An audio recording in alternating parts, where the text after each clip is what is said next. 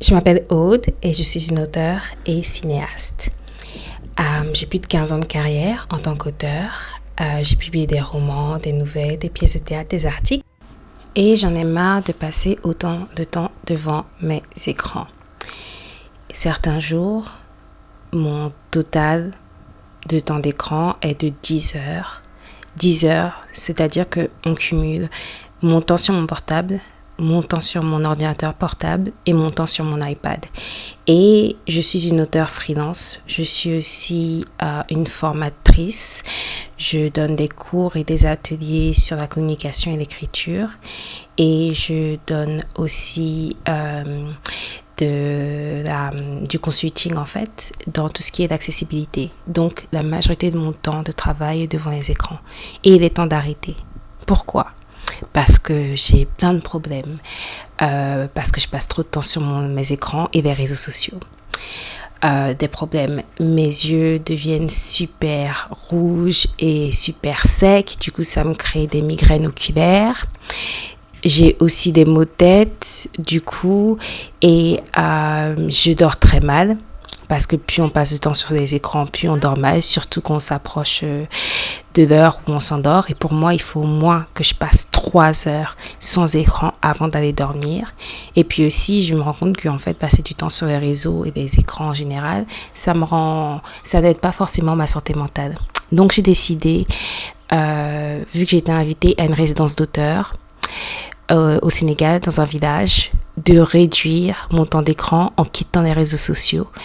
Le temps pour moi d'écrire un projet sur lequel je travaille et puis aussi le temps pour moi de promouvoir simplement ma santé mentale. Pour être honnête, au début c'était dur. L'avantage c'est que dans la résidence où je suis, on est à la campagne et le réseau est très mauvais. La plupart du temps, il ne marche pas. Donc, ça veut dire que même quand je ressens le besoin d'aller sur les réseaux sociaux, et mes réseaux sociaux de prédilection, c'est quoi? YouTube, Reddit, Twitter, Instagram, TikTok.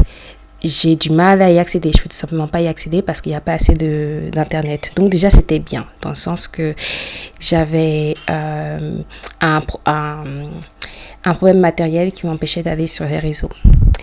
Mais en fait, à la campagne, il est impossible d'utiliser des distractions pour fuir sa solitude. Tous les jours se ressemblent et se fondent les uns dans les autres. Quand je voulais échapper à moi-même ou à mes sentiments, en fait, mes pensées, mes angoisses, je lisais. J'ai passé beaucoup de temps à lire. Je parlais aux autres. Je me faisais du thé. Je me baladais. Je m'asseyais et je faisais rien. Ce qui est quelque chose avec lequel j'ai beaucoup de mal. Parce que je dois toujours faire quelque chose dans ma vie. Et donc du coup, je me suis posée. J'avais du mal au début à écrire. Donc j'ai essayé d'utiliser ce temps pour améliorer mes mauvaises habitudes. Faire une chose à la fois. Réfléchir à ma vie, à mes objectifs, à ma vision, et puis aussi à qui je suis et comment je me définis en tant qu'auteur, en tant que personne. Il faut savoir que malgré les inconvénients sur ma santé mentale et physique, il y a plein d'avantages au réseau. Je ne suis pas un influenceur, un créateur de contenu, mais les réseaux ne sont pas mon métier, mais m'aident à vendre mon travail. Twitter, par exemple, est une plateforme qui, quand tout allait bien, j'ai réussi à trouver énormément de travail et de booster ma carrière en tant qu'auteur freelance là-dessus et de trouver quelques clients à qui j'ai aidé à écrire des livres. Et un de ces clients, en fait, j'ai aidé à écrire un livre qui est devenu un best-seller. Donc, vraiment pratique quand il s'agit de trouver des missions freelance sur les réseaux sociaux. Mais je me rends compte qu'il y a une anxiété. Il y a une anxiété par rapport au fait que je veux grandir sur les réseaux sociaux en tant qu'auteur freelance. Donc, c'est-à-dire que je passe un peu trop de temps à regarder anxieusement les données analytiques sur les différents réseaux. J'essaie de percer les vidéos sur lesquelles j'ai passé des heures, par exemple, et qui ne dépassent pas les 4 vues. Et que je fixe les chiffres pas, en fait, mon nombre de suiveurs, le nombre de personnes apprécie ce que je fais en fait reste inchangé. Et pour moi, quitter les réseaux sociaux, c'est lâcher prise et faire face à moi-même. Ce qui est difficile, mais je sais que c'est quelque chose que je peux faire. Donc, ce que j'ai fait, c'est que j'ai commencé par mon portable. Je supprimé tous les réseaux sociaux sur mon portable pour ne pas être tentée. Et pour limiter mon temps d'écran sur mon portable d'environ 1 heure, 2 heures maximum par jour. Et l'idée vraiment, c'est de transformer son portable en un téléphone un peu stupide. Les téléphones qu'on avait à l'époque, les Nokia 3000 et tout ça. Donc j'utilise mon portable pour téléphoner, pour envoyer des messages et pour utiliser la calculatrice de temps en temps et prendre des photos. Voilà, c'est tout. Et le truc avec les réseaux sociaux, c'est que je me rends compte que des fois j'y vais, j'observe la vie d'influenceurs, de pères qui sont plus avantagés et plus privilégiés que moi. J'oublie mon quotidien pendant quelques heures, mais ça ne résorbe pas la manière dont je me sens et ça m'aide pas en fait à faire face à ce que j'évite. Et sans les réseaux sociaux, en fait, mon portable me paraît bien vide et inutile. Le problème, évidemment, c'est mon iPad et mon ordinateur où j'ai encore les réseaux sociaux. J'ai mis des limites de temps d'écran assez strictes, 30 minutes par jour, pas plus. J'essaie d'apprendre à être confortable avec l'ennui, avec mes sentiments. J'essaie d'utiliser mes écrans seulement quand il s'agit de travailler ou peut-être de lire. Et dès que je me sens un peu agitée, dès que je me sens un peu anxieux, en fait, j'essaie de les éteindre et de me poser et de ne rien faire. Et c'est dur, hein. Ne rien faire juste pendant 5 minutes par jour, c'est déjà une épreuve. Mais c'est quelque chose que j'arrive à faire. Parce que j'utilise les réseaux sociaux pour le travail et pour augmenter mon audience, je ne peux pas totalement les quitter. Donc je sais que je vais revenir sur les réseaux sociaux quand je quitterai la résidence. Mais pour canaliser mon usage, j'ai décidé de n'y aller que quand j'ai quelque chose à poster, 2 fois par semaine. Et de me poser les questions suivantes quand je ressens le besoin d'y aller sans n'avoir rien à poster. La première question, c'est: est-ce que ça peut attendre? Oui, il y a rarement une urgence qui vous force à aller sur les réseaux sociaux ou à utiliser vos objets électroniques. Est-ce que cela m'aide à atteindre mes objectifs, aussi bien professionnels que personnels, à écrire? La plupart du temps, non. Est-ce que je vais me sentir bien, détendue après? Non. Dans ce cas-là, pourquoi est-ce que je fais?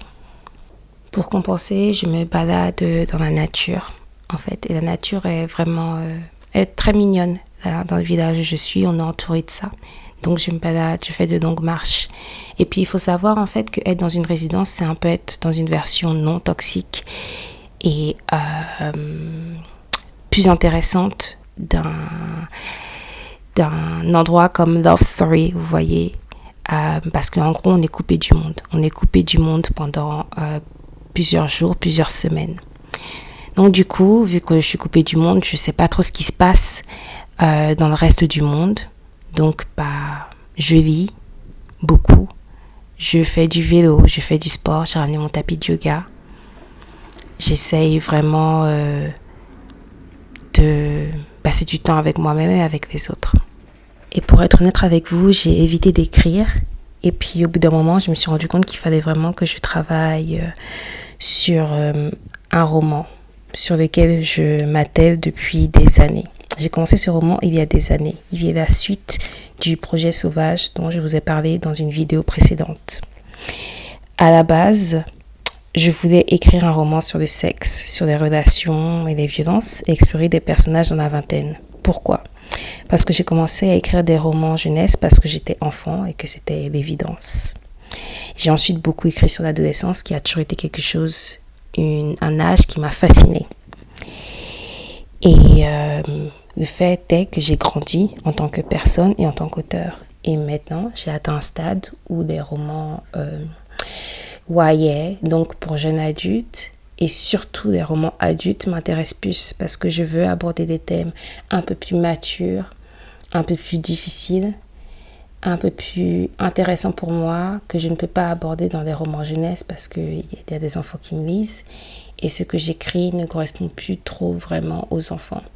Je pense que ce qui m'intéressait quand j'étais un auteur enfant et un auteur ado, c'était d'écrire pour les gens de mon âge. Et les gens de mon âge, maintenant, ce ne sont plus des enfants, ils sont des enfants. Donc, voilà mon intérêt.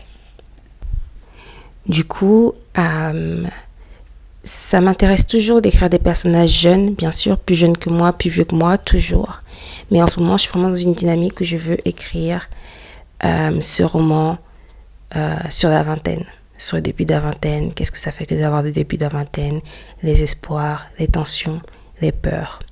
Et donc, ce roman-là, j'ai écrit il y a plusieurs années. À la base, l'histoire était totalement différente. Il y avait des personnages différents. Le personnage principal dans le projet Sauvage était le personnage principal de ce deuxième roman, qui est donc une suite.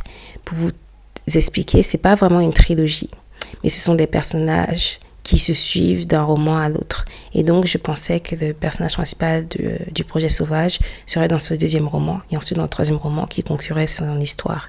Et après, je me suis rendu compte qu'elle était intéressante, mais que le deuxième roman, je voulais vraiment qu'il y ait d'autres personnages.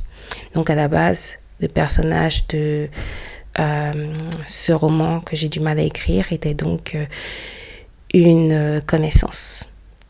Ensuite, après, c'est devenu quelqu'un de totalement différent, qui n'est jamais apparu dans Projet Sauvage et qui apparaissait. Je voulais vraiment écrire un roman à la...